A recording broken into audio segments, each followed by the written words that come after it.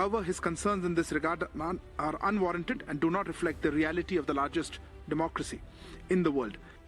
In India, with an electorate of 960 million people, the coming election will be unique in scale. I appreciate the country's secular and democratic traditions and its great diversity. I am, however, concerned by increasing restrictions on the civic space, with human rights defenders, journalists and perceived critics targeted, as well as by hate speech and discrimination against minorities, especially Muslims.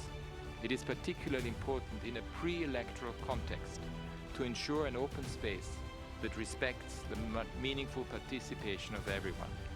I welcome the Supreme Court's decision last month on campaign finance schemes, upholding the right to information and transparency. However, his concerns in this regard are unwarranted and do not reflect the reality of the largest democracy in the world.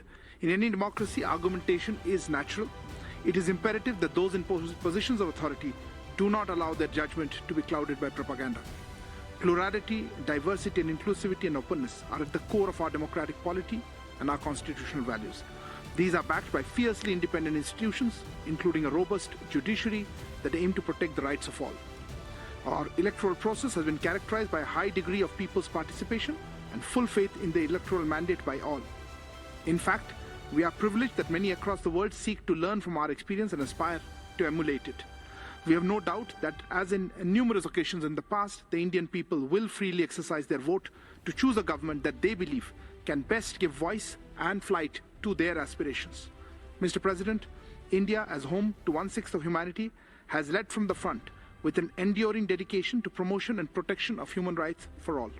In this endeavor, our approach has been guided by our civilizational ethos that views the world as one family.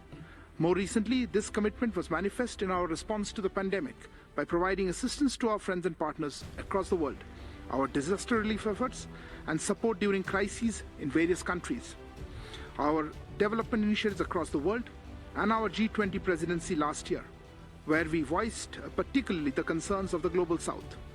It is in this spirit that we welcome the renewed focus on issues affecting us all, such as reform of the multilateral governance structures, including international financial architecture, enhancing technical assistance and capacity building, sustainable development, and the need for peace.